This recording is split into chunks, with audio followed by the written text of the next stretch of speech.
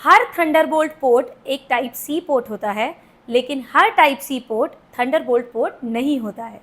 हो गए कंफ्यूज होने की ज़रूरत नहीं है। आज की वीडियो में हम डिटेल में बात करेंगे थंडरबोल्ट पोर्ट होता क्या है एंड ये टाइप सी पोर्ट से अलग कैसे होता है। So hello everyone, welcome to electronics by reverse. Video शुरू होने से पहले हमारे चैनल को ज़रूर सब्सक्राइब कर लेना, बिकॉज ये आपके लिए तो फ्री है लेकिन हमें इससे बहुत हेल्प मिलती है।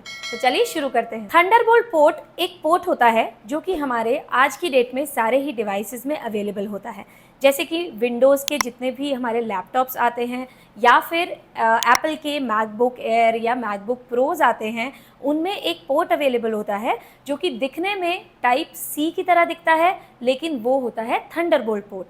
अब थंडरबोल्ट पोर्ट और टाइप सी को हम डिफ्रेंशिएट कैसे करते हैं? सबसे पहले मैं आपको बता दूं कि थंडरबोल्ट पोर्ट कुछ अलग से पोर्ट नहीं होता है। थंडरबोल्ट बेसिकली एक ट्रेडमार्क सर्टिफिकेशन है जो कि एक पोर्ट को दी जाती है। लेट्स सपोज किसी भी लैपटॉप के अंदर एक पोर्ट दिया हुआ है, उस पोर्ट को थंडरबोल्ट सर्टिफाई करवाने के लिए कुछ बेसिक रिक्वायरमेंट्स होती हैं, जैसे कि उसकी डेटा ट्रांसफरिंग स्पीड एक लिमिट से अपर होनी चाहिए। उसके अलावा उसके अंदर एक पावर डिस्ट्रीब्यूशन स्पीड होती है, जैसे कि चार्जिंग की स्पीड या फिर पावर लेने की स्पीड, वो एक लेवल तक होनी चाहिए, या फिर डिस्प्ले शेयरिंग की स्पीड।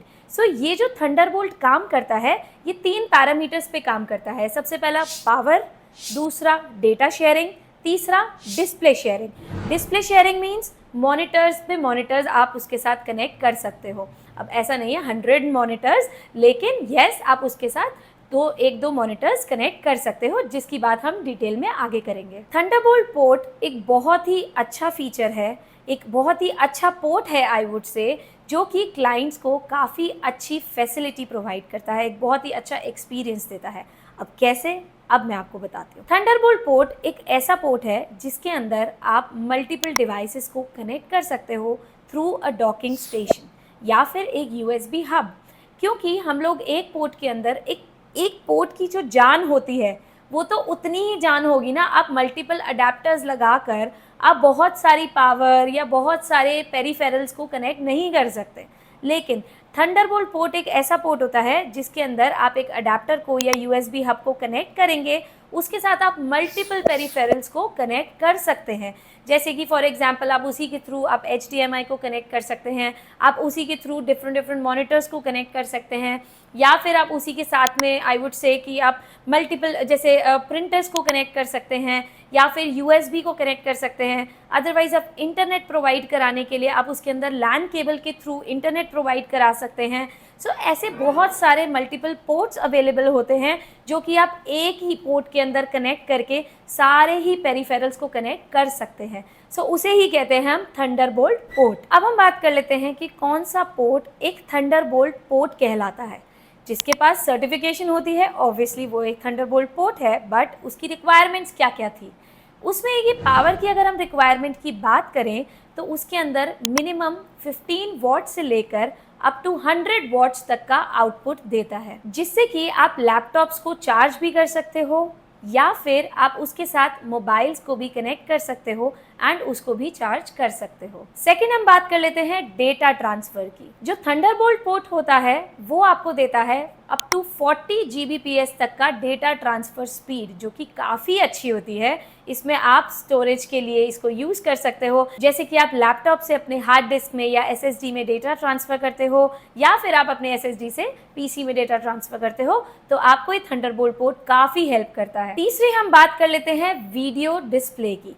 अब वीडियो डिस्प्ले, इसमें हम मल्टीपल मॉनिटर्स को कनेक्ट कर सकते हैं, जिसमें मैं आपको बता दूं कि या तो आप एक 8K मॉनिटर को कनेक्ट कर सकते हो या फिर आप 2 4K मॉनिटर्स को कनेक्ट कर सकते हो, जिसमें आपको काफ़ी अच्छी डिस्प्ले मिलती है। सो चलिए अब हम बात कर लेते हैं लेटेस्ट थंडरबोल्ट सर्टिफिकेशन की। पहले आया था थंडरबोल्ट 3 जो कि अभी लेटेस्ट चल रहा है, साथ ही में है थंडरबोल्ट 4। ऑब्वियसली 4 ज़्यादा अपडेटेड है। तो अगर हम डिस्प्ले की बात करें तो आप TB3 के अंदर एक 4K डिस्प्ले लगा सकते हो, लेकिन TB4 के अंदर आप एक 8K डिस्प्ले लगा सकते हो या फिर 2 4K डिस्प्लेस लगा सकते हो।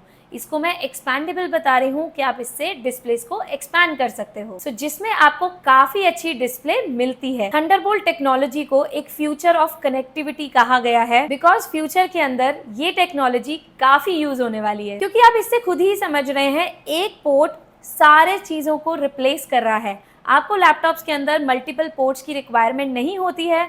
आप एक ही पोर्ट से डॉकिंग स्टेशन को कनेक्ट करके आप इसके अंदर मल्टीपल पेरिफेरल्स को कनेक्ट कर सकते हो। आपको लैपटॉप में और पोर्ट्स की रिक्वायरमेंट नहीं है। अब हम बात करते हैं कि कौन कौन से ब्रांड्स हम लोगों को थंडरबोल्ट पोर्ट्स प्रोवाइड करवाते हैं।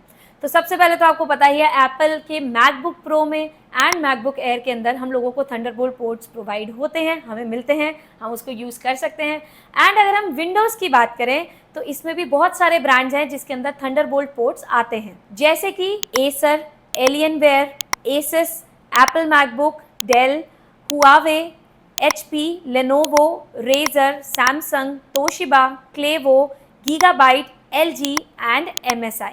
सो इन सारे ही ब्रांड्स में आपको थंडरबोल्ट पोर्ट्स मिलते हैं। लेकिन अभी किस किस के काम आते हैं, तो अब हम बात करते हैं कि कौन कौन सी जगहों पे आप इसको यूज़ कर सकते हो।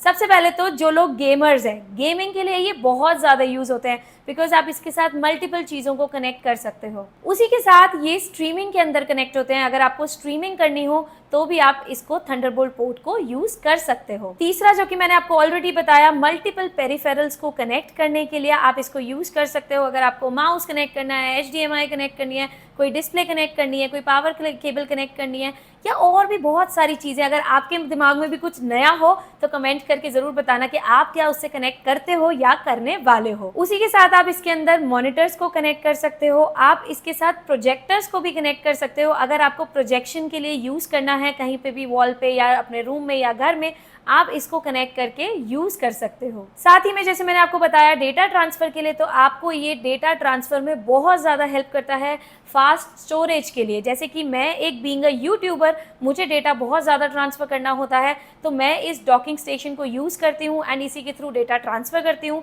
जो कि मेरे मैक में बहुत ही सेकंड्स के अंदर डेटा ट्रांसफ़र हो जाता है। एंड गेमर्स के लिए तो ये एक बहुत ही अच्छी ब्लेसिंग है, बिकॉज ये बहुत ही अच्छा गेमिंग एक्सपीरियंस देता है इसके थ्रू। जैसे कि आपको पता है कि transfer speed, display speed and power speed इसकी कुछ ज़्यादा ही अच्छी होती है, जिस वजह से हम लोगों को एक काफ़ी अच्छी स्पीड मिलती है।